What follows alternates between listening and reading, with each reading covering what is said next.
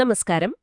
ഇന്ന് നമ്മൾ നിങ്ങളുടെയൊക്കെ ശ്രദ്ധയിൽപ്പെട്ടിട്ടുണ്ടാവും BSNLന്റെ പുതിയ ഒരു പ്ലാൻ, ആസാദി കാ പ്ലാൻ.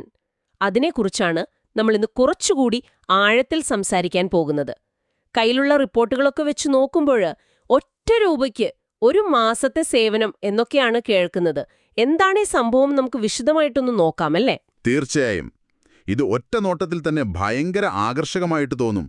വെറും ഒരു രൂപ കൊടുത്താൽ പുതിയ 4G സിം കാർഡ് കിട്ടും.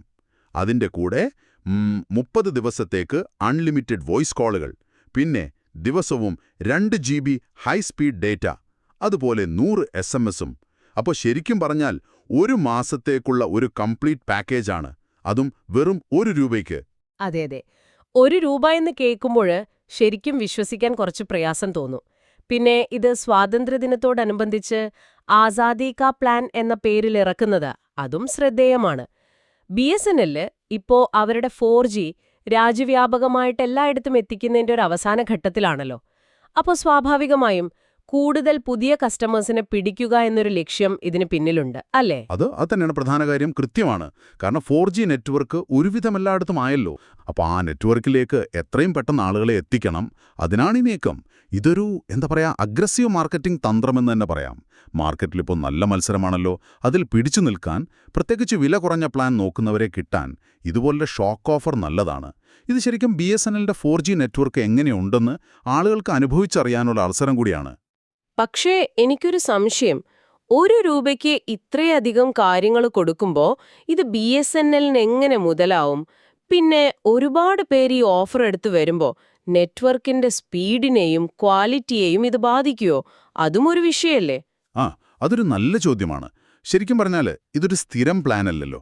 ഇത് ഒരു മാസത്തേക്കുള്ള എൻട്രി ഓഫർ മാത്രമാണ്. ഇതിന്റെ ലക്ഷ്യം എന്താണെന്ന് വെച്ചാൽ ആളുകളെ BSNLലേക്ക് കൊണ്ടുവരിക. ഒരു മാസം കഴിഞ്ഞാൽ അവർ സ്വാഭാവികമായും വേറെ പ്ലാനുകളിലേക്ക് മാറുമല്ലോ. അങ്ങനെ സ്ഥിരം കസ്റ്റമേഴ്സ് ആവുമെന്നാണ് കമ്പനി പ്രതീക്ഷിക്കുന്നത്.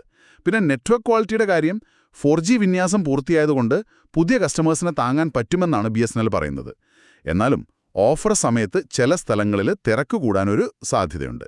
അത് തള്ളിക്കളയാൻ പറ്റില്ല. ഓക്കെ, മനസ്സിലായി. അപ്പോൾ ഈ ഓഫർ എപ്പോഴാണ് കിട്ടുക? ആർക്കൊക്കെയാണ് ഇത് കിട്ടുക? അതിനെക്കുറിച്ച് നമ്മൾ കണ്ട റിപ്പോർട്ടുകളിൽ പറയുന്നുണ്ടല്ലേ. ഓഗസ്റ്റ് 1, 2025 മുതൽ ഓഗസ്റ്റ് 31, 2025 വരെ. അപ്പോൾ ഒരു മാസം മുഴുവനുണ്ട്. ഇന്ത്യയിൽ എവിടെയാണെങ്കിലും അടുത്തുള്ള BSNL സർവീസ് സെന്ററിലോ അല്ലെങ്കിൽ റീറ്റെയിലർമാർ വഴിയോ ഇത് കിട്ടും, അല്ലേ? അതെ, കിട്ടും. പക്ഷെ ഒരു പ്രധാനപ്പെട്ട കാര്യം ഓർക്കണം. ഇത് പുതിയ സിം എടുക്കുന്നവർക്ക് മാത്രമുള്ളതാണ്. അതായത് അപ്പോൾ പഴയ ആളുകൾക്കില്ല. ഇല്ല. വേറെ നെറ്റ്വർക്കിൽ നിന്ന് BSNLലേക്ക് പോർട്ട് ചെയ്യുന്നവർക്കും അല്ലെങ്കിൽ പുതിയ കണക്ഷൻ എടുക്കുന്നവർക്കും മാത്രം. നിലവിൽ BSNL ഉപയോഗിക്കുന്നവർക്ക് ഈ 1 രൂപ പ്ലാൻ കിട്ടില്ല. ശരി. അപ്പോൾ അവിടെയാണ് അടുത്ത ചോദ്യം വരുന്നത്.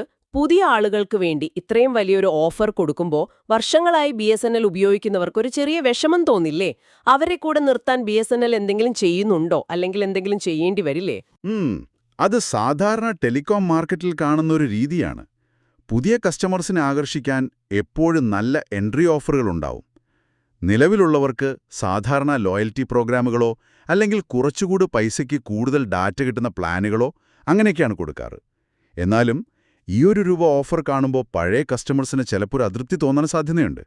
BSNL അതിനെ എങ്ങനെ കൈകാര്യം ചെയ്യുമെന്ന് നോക്കണം. ഓക്കെ, അപ്പോൾ കാര്യങ്ങൾ ഏകദേശം വ്യക്തമായി.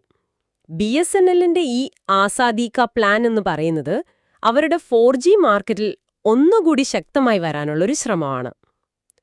1 രൂപയ്ക്ക് ഒരു മാസം ഓഫർ കൊടുത്ത് പുതിയ കസ്റ്റമേഴ്സിനെ ആകർഷിക്കുക, അതോടൊപ്പം അവരുടെ പുതിയ 4G നെറ്റ്വർക്ക് കൂടുതൽ ആളുകളിലേക്ക് എത്തിക്കുക. അതാണ് ലക്ഷ്യം.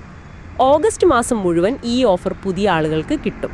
മാർക്കറ്റിൽ അവർക്ക് നഷ്ടപ്പെട്ട സ്ഥാനം തിരിച്ചുപിടിക്കാനുള്ളൊരു ശ്രമം. ഈ 1 രൂപയുടെ